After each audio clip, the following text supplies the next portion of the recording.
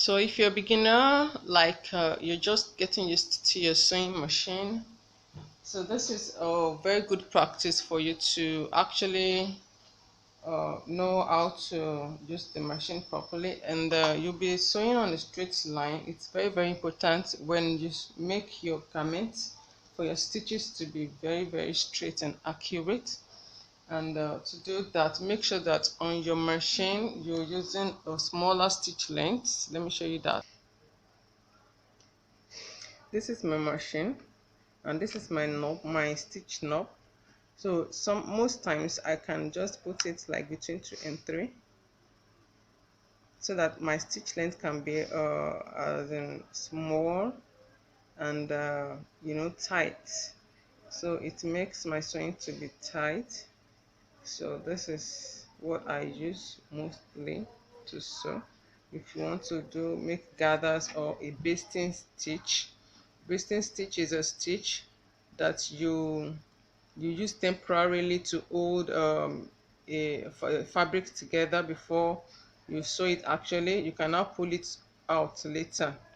So that's a basting stitch. If you want to baste or you want to gather, you go to the maximum. My maximum here is 4. So I do 2.5 most of the time. So let's go. I haven't done that. The next thing you will do is just get pieces of fabrics like this. Make sure your fabrics are plain, and on one of them draw straight lines. You can see, use your ruler to draw straight lines, and you're going to be sewing on this straight line, and you practice this every day. You can do it and practice for 2 weeks. That's 15 days. You do like maybe 5-10 lines every day, so you can practice it for 15 days, and by the end of the 15th day you check your stitches. You can sew without a line. You will now know that how far you've gone with your straight, getting your stitches straight. Then on another piece you draw curved lines like this. Curved lines, this helps you to be able to make curves. Like on the neckline, if you have a round neckline, any curved stitches will not be difficult for you if you practice with this for 15 days. And we have angled line. Angled line, actually, when you want to do corners and all that, so you need your angled lines. So you do this and practice this also for 15 days. So let's get started. So let's start with our straight stitch. So the first thing you will do is, you can use a contrast thread. I always use a contrast thread for my students. I ask them to use contrast thread so that they can see what they're sewing.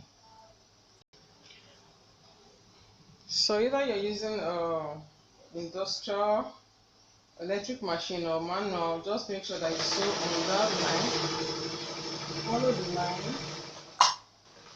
Follow the line. You sew it on the line. Then you turn it. Come to the next line. You don't need to cut the thread. Come to the next line. You follow that line. Make sure your needle is touching the line.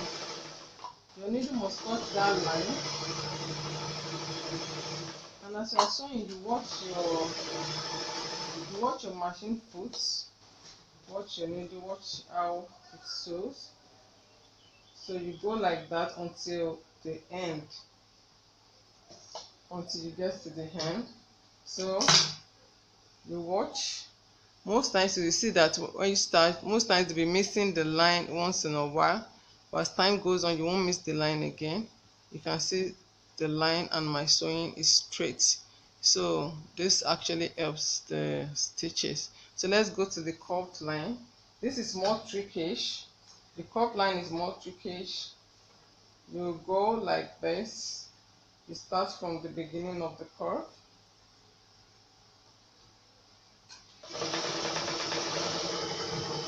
As you are going, you can see if you are sewing a curved line, you be turning your fabric in that direction.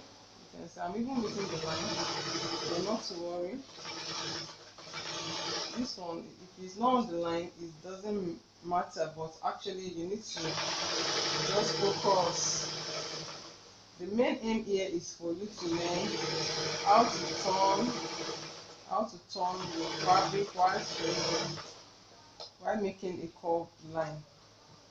The real point is to learn to turn.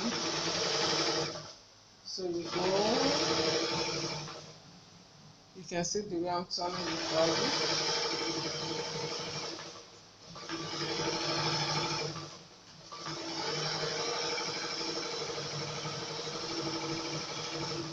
So getting your stitches right is a basic fundamental in garment construction.